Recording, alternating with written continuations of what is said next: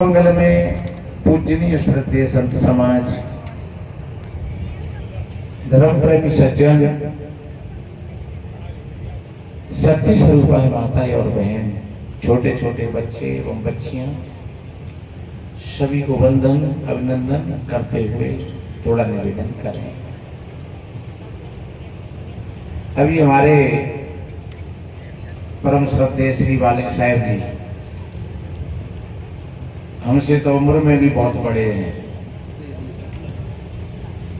और साधु जीवन में भी वो हमसे पहले आए हैं और वो तो शुरू से ही साधु हैं।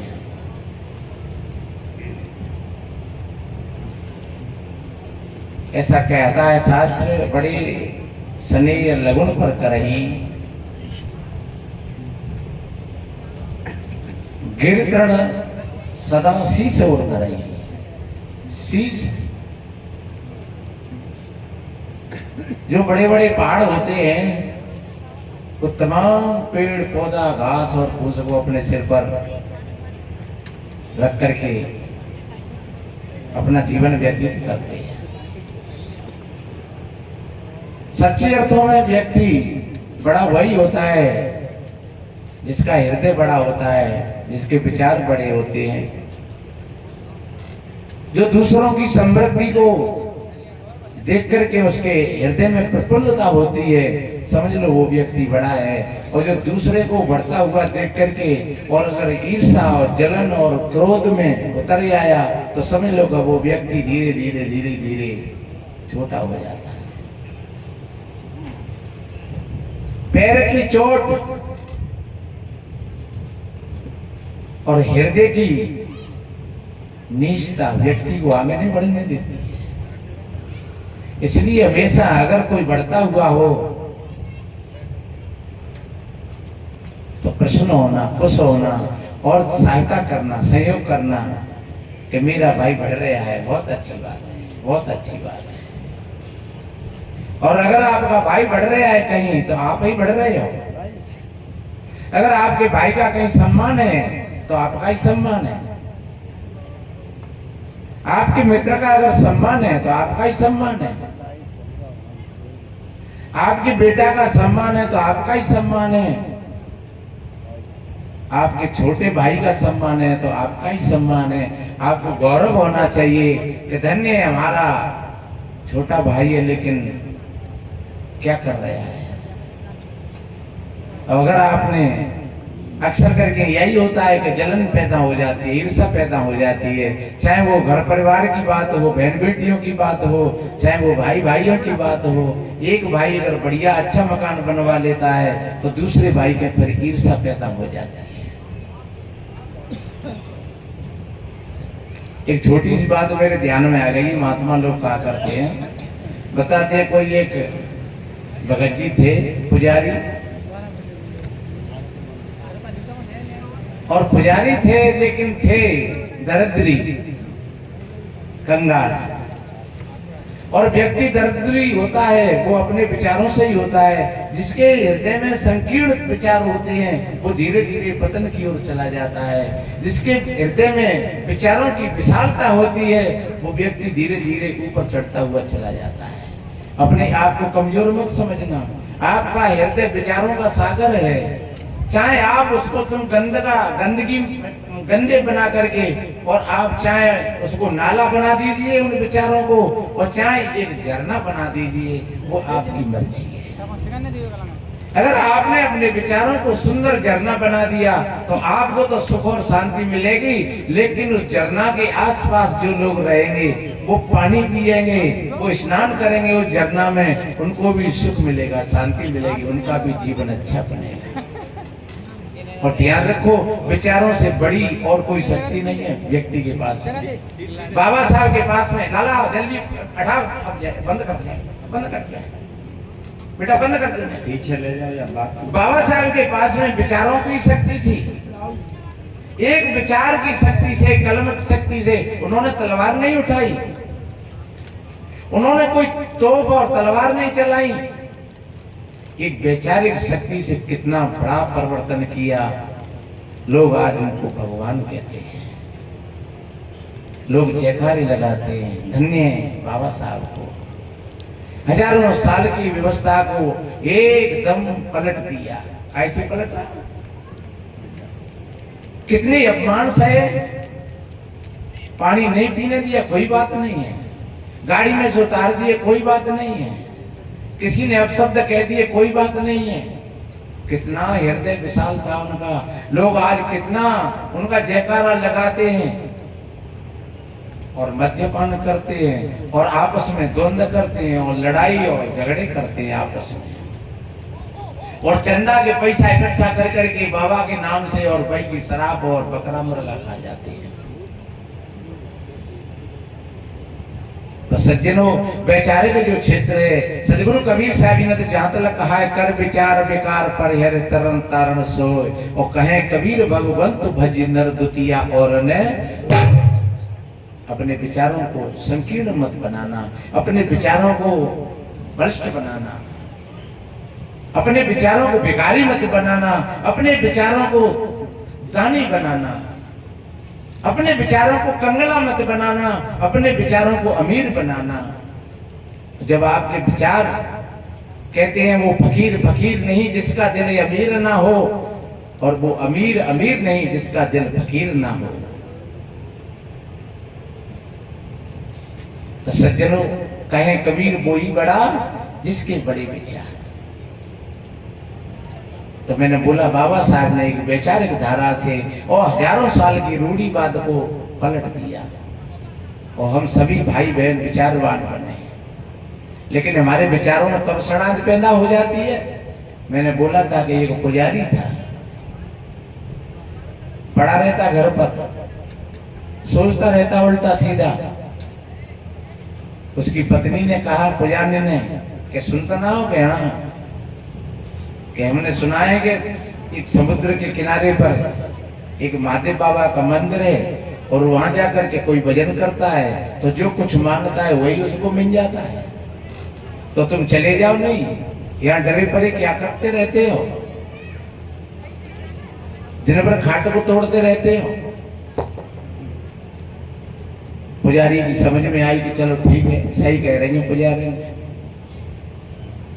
और जाकर के पुजारी ने और वहां जाकर के भजन ज्ञान किया। ये कथा है, प्रसंग है, दृष्टांत है किसी बात को समझाने के लिए। तो वहां जाकर के उन्होंने कुछ भजन ध्यान किया, महादेव बाबा की आराधना की, और बताते हैं महादेव बाबा प्रकट हो गए और कहा कि बता तू क्या मांगता है सो मांग ले। पुजारी ने कहा महाराज मैं क्या मांगू, आप जानते हो आप जो बिना मांगे ही दे दो। महादेव जी ने कहा तो ठीक है कोई बात नहीं है, मेरे पास में एक शंख है, ये ले जाते। तो महाराज इससे मैं क्या करूंगा, कि इससे तुम वो करोगे कि जो तुम मांगोगे वही तुमको मिल जाएगा, जो तुम मांगोगे वही तुमको मिल जाएगा। तो पुजारी एकदम खुश हो गया। लेकिन फिर महादेव जी ने कहा कि सुन भैया ने लौटिए, तो मिल जाओ जो तू मांगे वो सो। पर तेरे पड़ोसी ने क्यों, तेरे गांव में दोनों है जाओ, तुझे मिलेगा उससे तेरे काम वालों के यहाँ, तेरे पड़ोसियों के घर पर दूना हो जाएगा। तो एकदम उसका दिमाग फिर खराब हो गया कि देखो जब महादेव बाबा की बुद्धि खराब होगी भांग खाएगा ही। तपस्या करी मैंने, भूखो प्यास हूं मरो, और काम वाली ने दोनों है जाओ।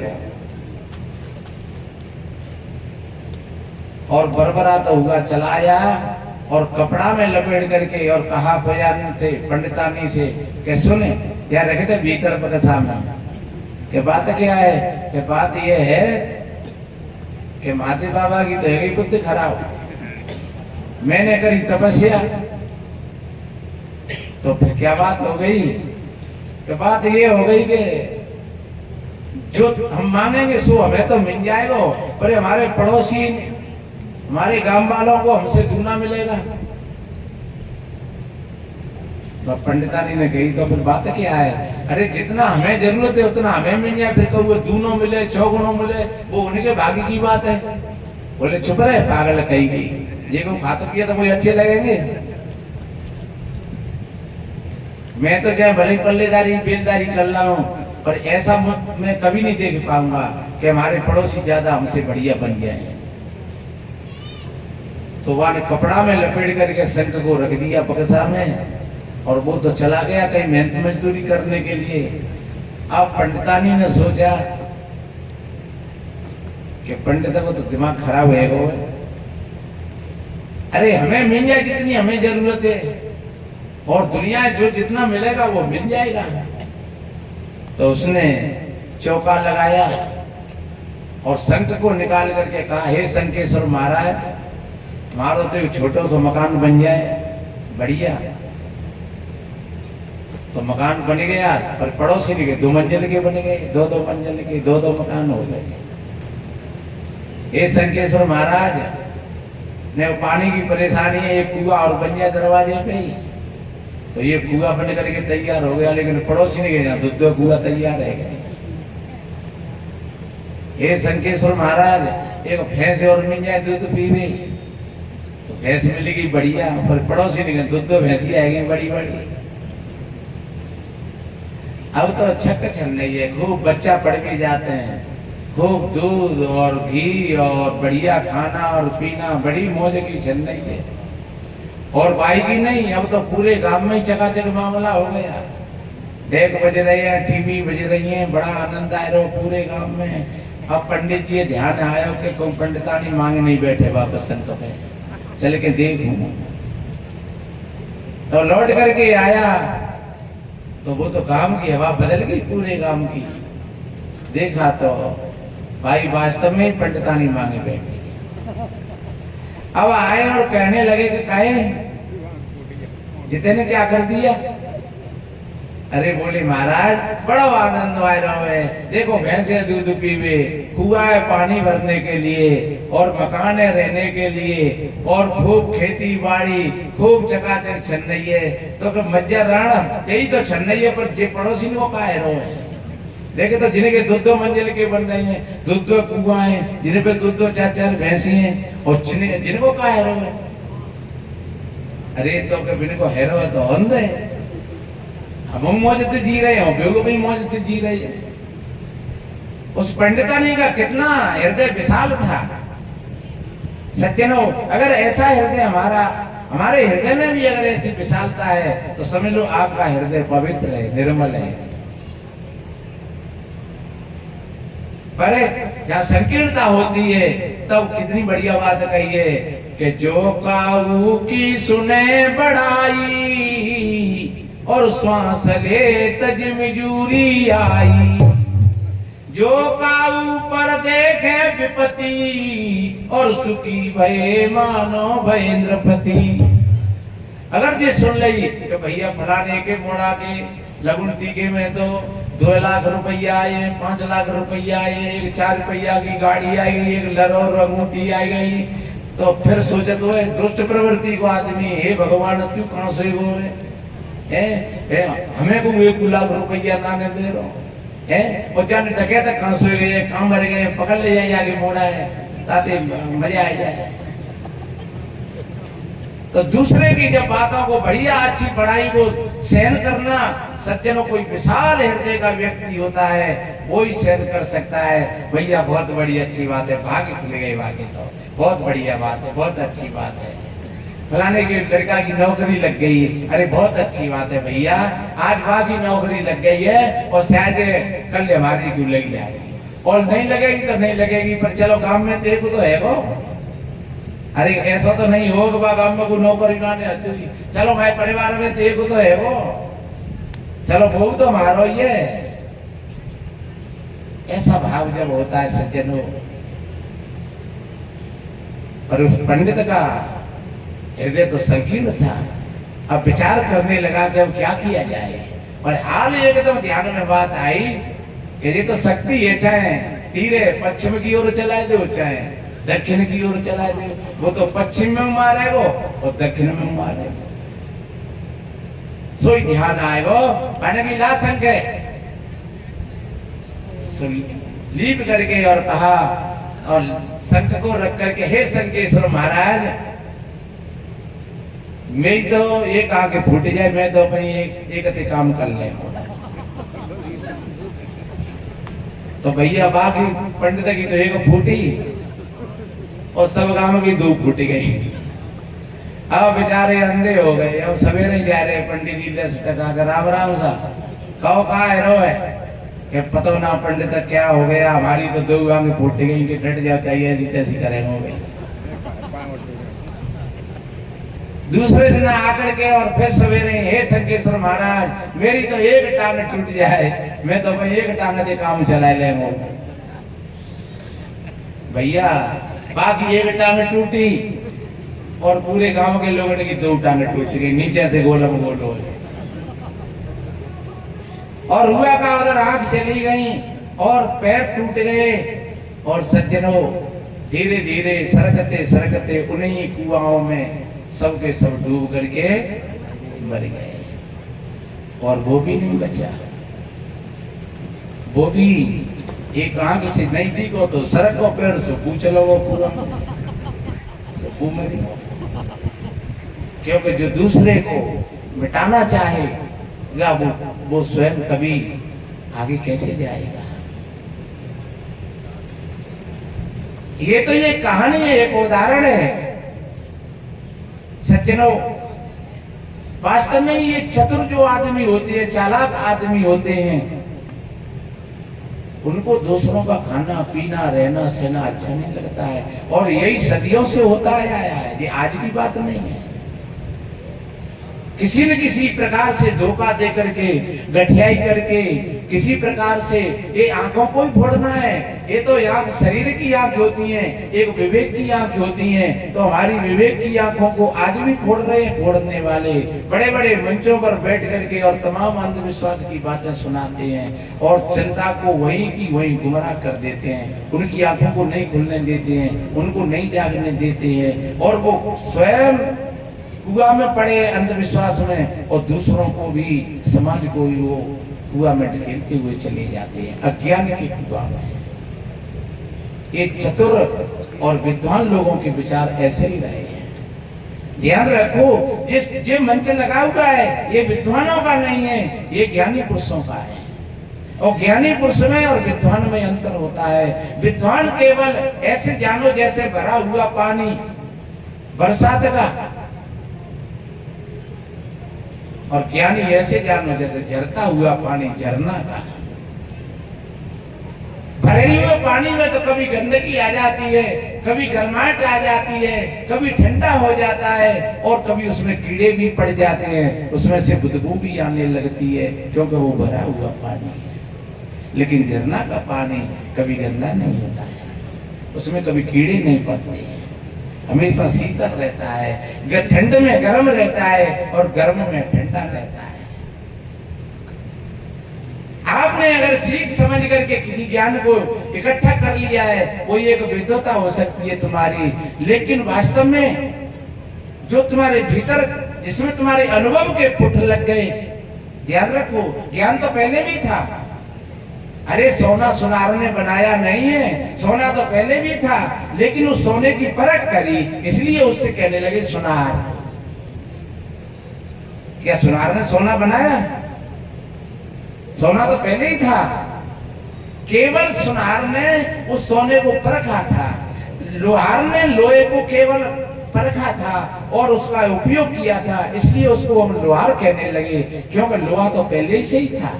ऐसा नहीं कि लोहार ने लोहा को बनाया हो। पत्थर किसी कारीगर ने नहीं बनाया है।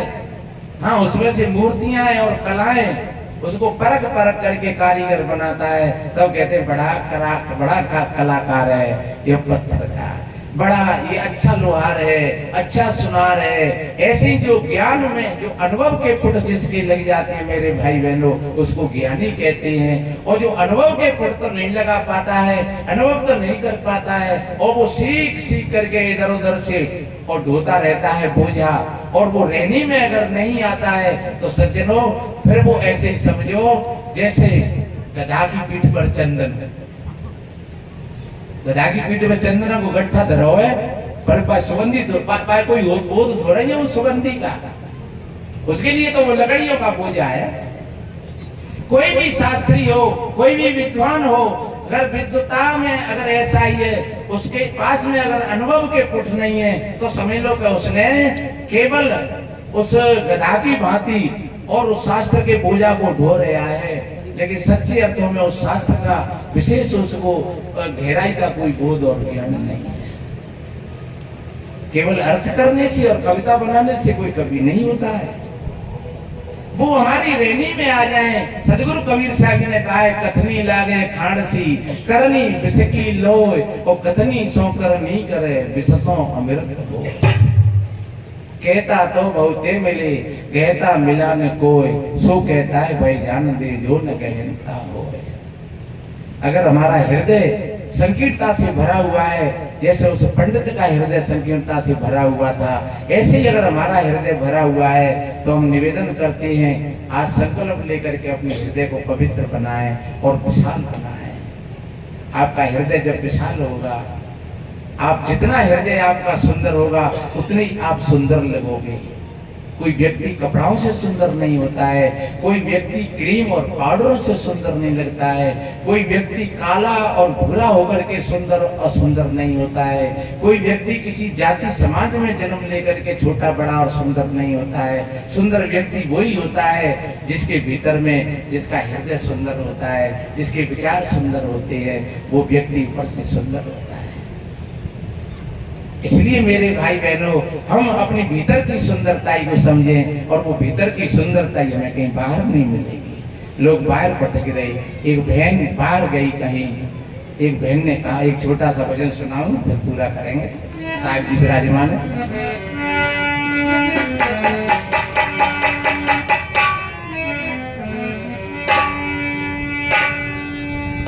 बहन ने पूछा, बहन कहाँ गई तुम? बोली, बहना मैं तो मेला करने के लिए गई, बाजार में गई सौदा करने के लिए।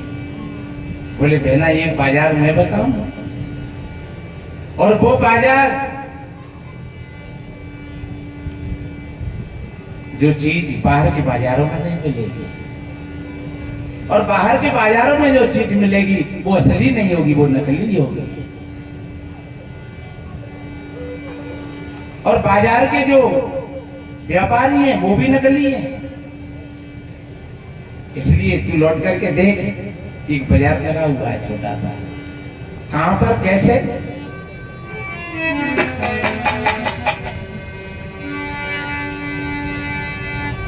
एरी सखी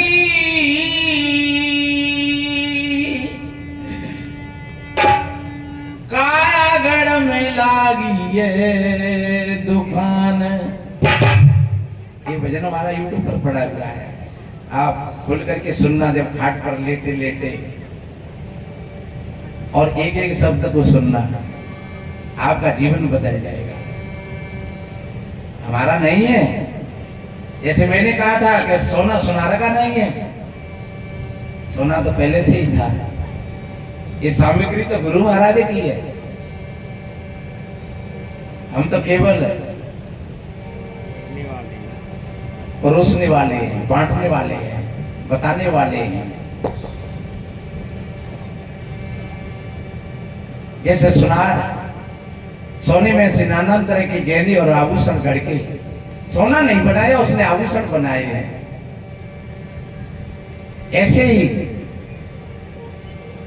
जो ज्ञान है वो गुरु महाराज का है, लेकिन नाना तरीका से ये संत महात्मा कहते हैं और समझाते हैं और बताते हैं। कहने लगे, वो बाजार दौड़ी काये को गई,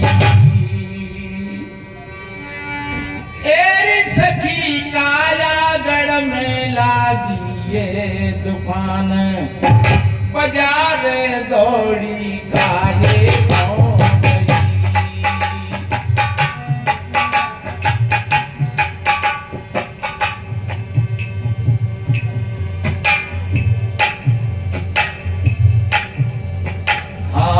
सत्य की शक्कर। हम सत्य को कहाँ जाते हैं? मथुरा वृंदावन। हम सत्य को कहाँ खोजते हैं? अयोध्या में। सत्य कहाँ मिलेगा? काशी में। लेकिन यहाँ सच्चे अर्थों में देखा जाए तो सत्य तुमसे अलग नहीं है। हाँ, सत्य की शक्कर, दया की मिश्री, प्यार के पेरा जाने। सत्य की शक्कर, दया की मिश्री, प्यार के पेरा जाने। अरे भैया, वैसे को ज्यादा शक्कर खा जाए तो शुगर बन जाते। डॉक्टर लोग कहते हैं कि 2 जहर है सफेद, और 40 की उम्र से आगे वाले व्यक्तियों को इन 2 जहरों से सावधान रहना चाहिए, एक नमक और एक शक्कर, चीनी। इसलिए ज्यादा नमक खाओगे चर्म रोग हो जाएगा, ज्यादा शक्कर खाओगे शुगर बन जाएगी। पर यहाँ तो कभी कहता है सत्य की शक्कर, दया की मिश्री, प्यार के पेरा जाने। सत्य की शक्कर,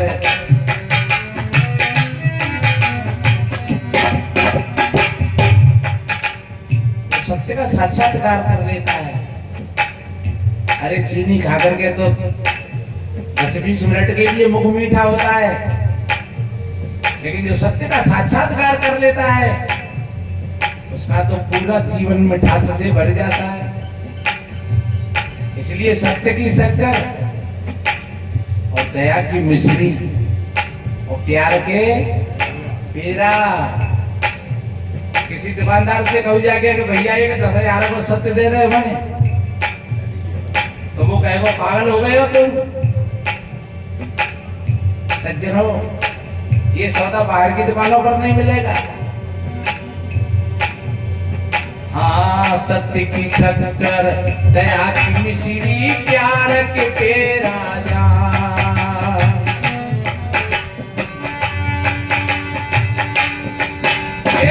सत्य गुणों की बनी जलेबी,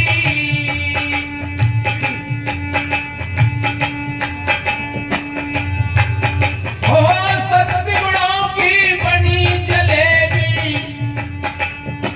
ताई को करो रे जलपान, बजाने दौड़ी काये हो गई।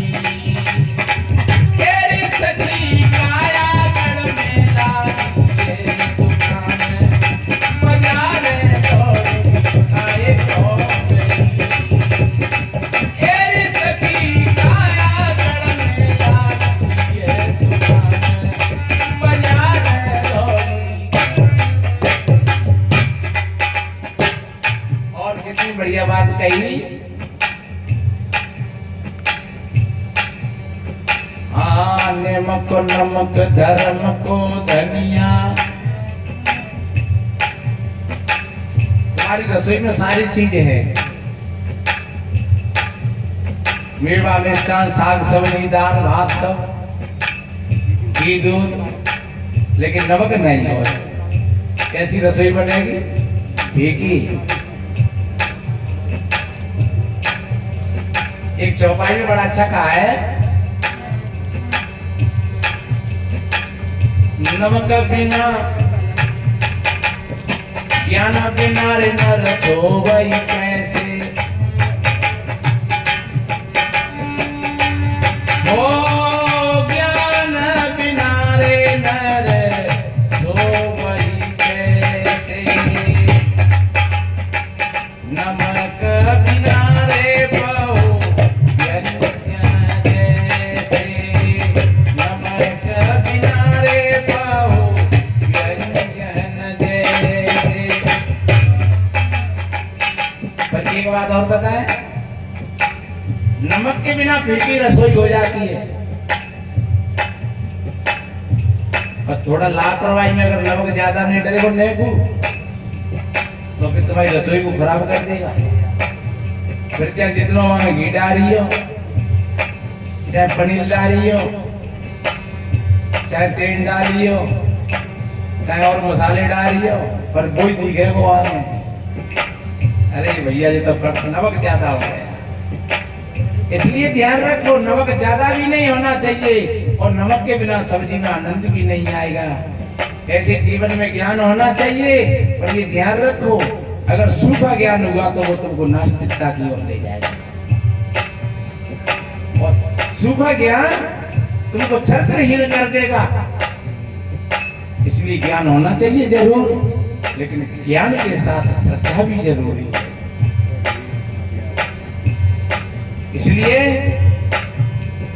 हाँ, नमक नमक धर्म को धनिया, क्षमा को धीरो जाने। नमक नमक हाँ, नमक नमक। जीवन में नेम भी होना चाहिए, कब सोना चाहिए, कब जगना चाहिए। 12 बजे न मोबाइल देख रहे हैं, फिर 8 बजे न सो रहे हैं। और एक बात बताएं, जो 8 बजे जगेगा सो करके, सूर्य उदय के बाद जो लेटरिन के लिए जाएगा उसका पेट साफ नहीं होगा। भाई लेटरिन में भजन करना पड़ेगा बैठ के, पनवेश्वरी आजा पनवेश्वरी। क्यों? क्योंकि सवेरे के 5 बजे तक शरीर में कफ की प्रधानता होती है और सत्व होता है, कफ में श्रेष्ठता होती है। तो आप सूर्योदय से पहले ही अगर आप पानी पी करके लेटरिन के लिए जाओगे, आपका पेट साफ हो जाएगा और आप हजारों बीमारियों से बच जाओगे। अगर सूर्योदय के बाद में आप लेटरिन करने के लिए गए तो कफ की श्लेषता खत्म हो जाएगी, सत्व की प्रधानता चली जाएगी और तमस पैदा हो जाएगी और आपके भीतर में मन सूख जाएगा। और जब मन सूख जाएगा तो फिर कोई सूखा हुआ मल तुमको बीमार कर देगा, फिर तुमको तमाम चूरन और चटनी लेनी पड़ेगी। इसलिए 10 बजे सो जाइए और 4 और 5 के बीच में जग जाइए। खूब पानी पियो, आंखों में छींटा मारो, टहलो फेरो, आप निरोग और स्वस्थ जीवन जियोगे। भोजन के साथ में कभी पानी मत पीना। शास्त्र कहता है भोजन यंते विषमवारी, भोजन के साथ में अगर तुम पानी पीते हो तो विष पीते हो। इसका बड़ा विज्ञान है, वक्त आएगा तो फिर बताएंगे। समय अपनी और घड़ी बहुत जोर से चल रही है।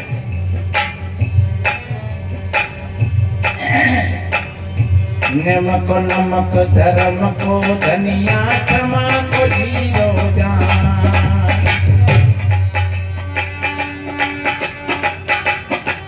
ओ सम संतोष शील की हलती,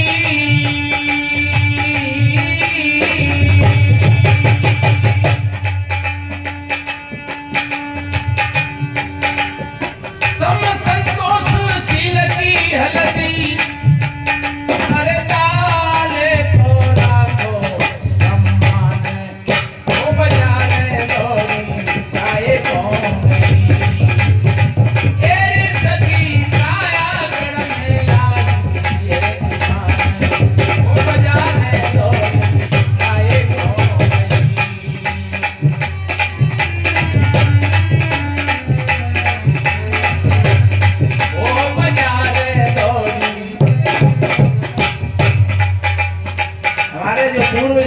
कितने समझदार होंगे जो सारे मसालों को तुम्हारी रसोई में शिफ्ट कर दिया। क्योंकि हमारे अंदर में जो वात और पित्त और कफ जो 3 दोष हैं, उन तीनों को साधने के लिए और रखाने के लिए इन सारे मसालों की आवश्यकता है। ये स्वाद के लिए नहीं होते हैं, ये स्वास्थ्य के लिए होते हैं मेरे भाई। और जो स्वाद के लिए फिर उसके रूप को बिगाड़ देते हैं, उनका स्वास्थ्य भी बिगड़ जाता है।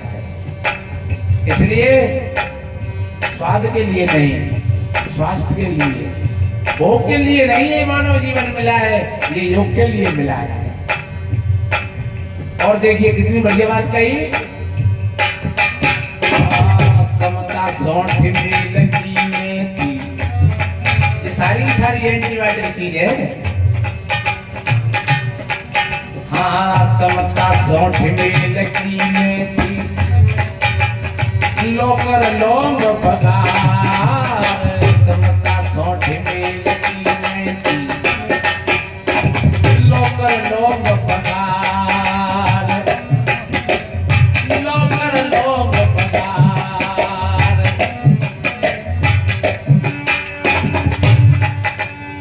ज्ञान को खारा विवेक को चूना, अरे प्रेम को खायो वे पान, बाजार दौड़ी खाए कौन। एरी सखी काया जड़ में लागी ये दुकान, ओ बाजार दौड़ी खाए कौन। एरी सखी काया जड़ में लागी ये दुकान, ओ बाजार दौड़ी।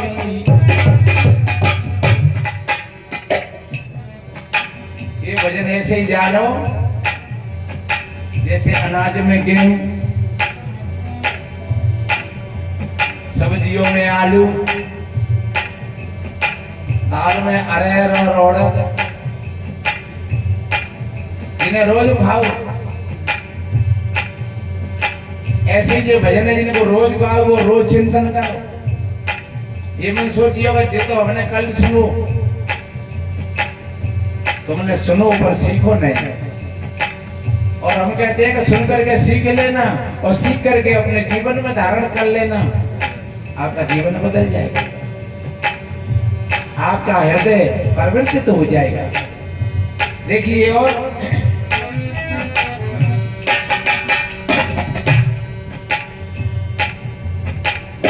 मुँह की मिर्च लोभ को लहसन, क्रोध तमाकू जाने। मुँह की मिर्च लोभ को लहसन, क्रोध तमाकू जाने।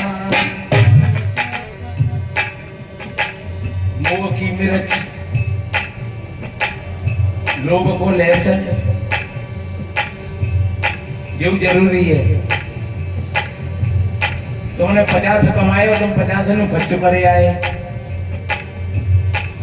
और फिर संध्या को जरूरत पड़ी या सवेरे जरूरत पड़ी तो कहोगे खर्च मारना पड़ा होगा नहीं। इसलिए लोभ भी जरूरी है।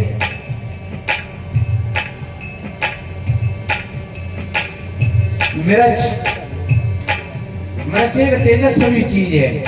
हम तो कम बातें कहते दिमाग रोशनी। एक हलवाई हमारे जहाँ वो कहते दिमाग रोशनी। हम कहे भैया दिमाग रोशनी क्या चीज है ये? अरे का मिर्च है दिमाग रोशनी ने खाई लो ने ज्यादा सर दिमाग में पका पके या तो हो जाएगा जीव जरूरी है। पर ये ध्यान रखो जब तुम जागृत हो और होश में हो अति सर्वत्रम बरसते, फिर तुम्हारा लोभ भी साधन बन जाएगा, मोह भी तुम्हारा साधन बन जाएगा। मोह की मिर्च लोभ को लहसन, क्रोध तमाकू ज्ञान, फिर क्रोध भी साधन बन जाएगा। मोह की मिर्च लोभ को लहसन, क्रोध तमाकू ज्ञान। ये प्याज रूप कटवाणी कहिए, हर बाधा भी करते जवान, ओ बाजार दौड़ी खाए को गई। तेरी सखी काया गढ़ में लागी है दुकान, बाजार दौड़ी खाए को गई।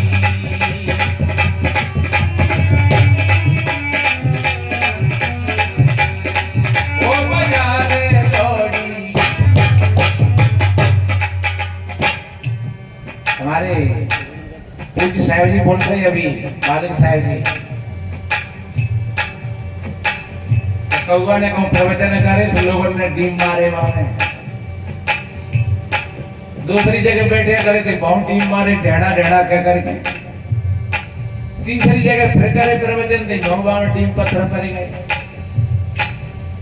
कौआ ने सोची भाड़ में जाए देश बहुत बेकार है, चलो हम विदेश में देखे हूँ। माना उड़ान भरी रास्ता में कोयल मिलेगी, बोले काका जी कहाँ जा रहे हो? एक मोड़ी कछुआ से पूछे देश बहुत बेकार है। ऐसे बेवकूफ आदमी है, जहाँ मैं प्रवचन करने के लिए बैठता हूँ भाई लोग मेरे से गाली देते हैं और डीम मारते हैं। तो फिर कहाँ जा रहे हो?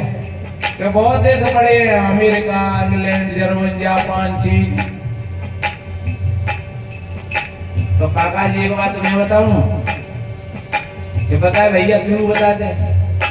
तो कहे टाँटा हूं तो नहीं समा रहोगे, तो डीमे पर है, चाहे जर्मन चले जाओ चाहे जापान चले जाओ, और जब टाटा हो तुम संभाल ले हो, तो तुमको यहीं से फुर्सत नहीं होगी, लोग यहीं तुमको घेरे घेरे कर रखेंगे। इसलिए मेरे बहन भाइयों हमेशा मीठा बोलो। प्याज और लहसुन खाने से तो केवल घंटे 2 घंटे के लिए बदबू होती है, और प्याज और लहसुन खाना कोई बुरी बात नहीं है, हम भी खा लेते हैं। बच्चों भाई बहन झूठ बोलते हैं, गाली देते हैं, दूसरों की चुगली निंदा बुराई करते हैं, उनके जीवन में से जीवन भर बदबू आती रहती है। मुख झूठ बोलने से झूठा नहीं होता है, वो गाली भोजन पाने से झूठा नहीं होता है। आप भोजन पा करके आए हो, अगर बाई चांस मुंह से कुछ लगा हुआ है तो लोग कहेंगे ना मोहन धो लियो, और तुमने ने को पानी को हाथ फेर लो तुम्हारा मुंह साफ हो गया।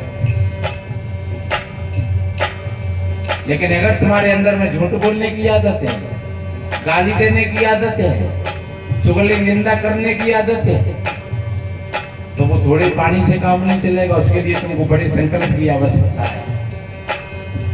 छोटे मोटों की बात नहीं कहता हूँ, यही एक संतों के मुख से सुनता हूँ कि हमारे समाज के लोग जाने वह अमृत पे का धरो, वह अमृत के पीछे फिरते रहते हैं, और हम लोग हमारे पास में कौन सी कमी है ज्ञान की? अरे वही अमृत, वही अमृत, वही अमृत। सज्जनों, ऐसे लोगों का हृदय दूषित होता है।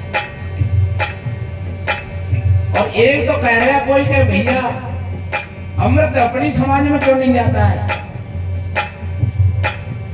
मेरे आसपास जो साधु रहते हैं, वैसे तो जब से मैंने सुख संवारी है तब से मैंने अपनी समाज, पूरे विश्व को ही अपना समाज माना है। लेकिन जो मेरे पास साधु रहते हैं, आप उनसे पूछिए, आश्रम पर ठाकुर भी आते हैं, और ऐसा कोई वर्ग व्यक्ति नहीं होगा कि जो नहीं आता हो, और आश्रम पर आकर के और वो कोई द्वेष मानता हो किसी साधु से, चाहे वो किसी समाज का साधु हो। आश्रम पर जो साधु रहते हैं और जो लोग आते हैं, वो सब लोग सब संतों का सम्मान करते हैं। और जिस समाज के बीच में बैठा हूं वही मेरा समाज। कोई भी समाज मेरे को कुछ देता है पुरस्कार के रूप में, दक्षिणा के रूप में, तो कुछ न कुछ उसको मिलता होगा, क्योंकि मैं किसी समाज से मैं हाथ नहीं पसारा कि भैया मेरे लिए जाओ, तुम चंदा करो मेरे लिए, मेरा आश्रम बनवाओ, मेरा भंडारा करवाओ।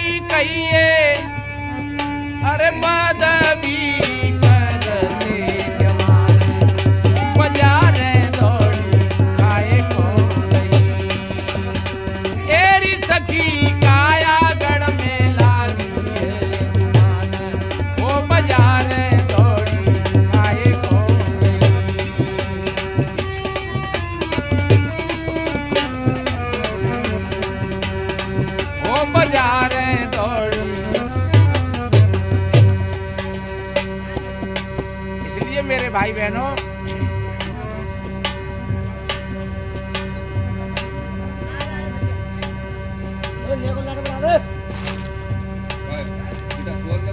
चला दो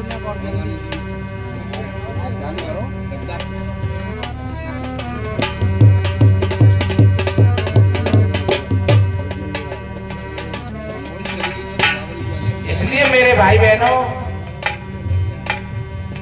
सदगुरु कबीर साहब जी ने कहा है,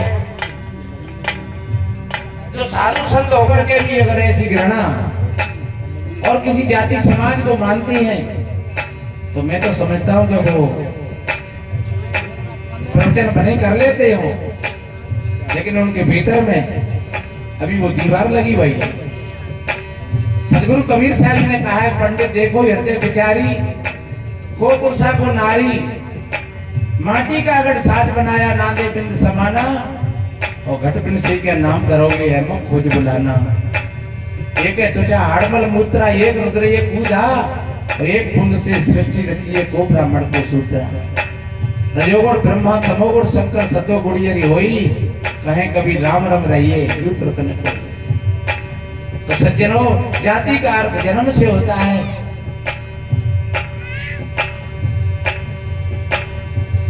संतों के लिए और मेरे लिए तो सभी मेरे भाई हैं। सभी के पास जो कोई मुझको प्रेम से बुलाता है मैं पहुंच जाता हूं। जो मेरे से एक हाथ हट करके चलता है मैं उससे 4 हाथ हट जाता हूं। जो मेरी तरफ एक कदम उठाता है मैं उसकी तरफ 10 कदम उठाता हूं, क्योंकि भरोसा तो गुरु महाराज पर है, किसी व्यक्ति और जाति पर कोई साधु नहीं होता है। इसलिए वो बहन कह रही आखिरी भक्ति समय अपनी ओर है, जाने पूज कर सौदा कर ले ओ भलो बुरो सब जाने। जाने पूज कर सौदा कर ले ओ भलो बुरो सब जाने। सतगुरु देवा मुक्ति के दाता, अरे पारक पद पहचाने, ओ बाजार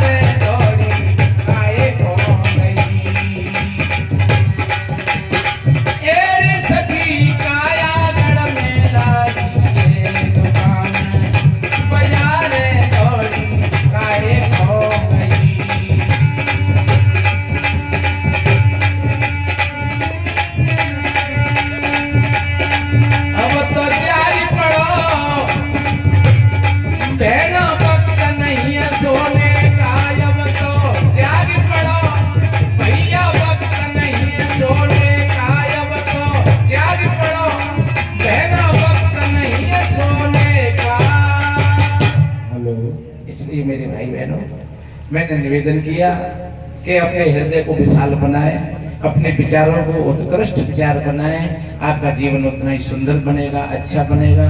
दूसरे के सुख को देख करके सुखी हो जाइए, दूसरे के दुख में थोड़ा हाथ बढ़ा दीजिए। कहते हैं दुखियों पर तुम करुणा करना, प्यासे को नीर पिलाना जी, भूखे को तुम भोजन देना, प्यासे को नीर पिलाना जी, और दुखियों पर तुम करुणा करना, परोपकार कमाना जी। यही मानव जीवन की विशेषता है। और हमारे पूज्य साहब जी विराजमान हैं, वक्त आएगा तो फिर दिन में हम सभी भाई बहनों के समक्ष धन्य निवेदन करेंगे। संतों का यही भाव होता है, सर्वे भवन्तु सुखिनः, सर्वे सन्तु निरामया, सर्वे भद्राणि पश्यन्तु मा कश्चित् दुःख भाग् भवेत्। सभी के जीवन में आनंद नहीं शुभ मंगल कामनाओं के साथ बोलिए सदगुरु कबीर साहिब की साहिब।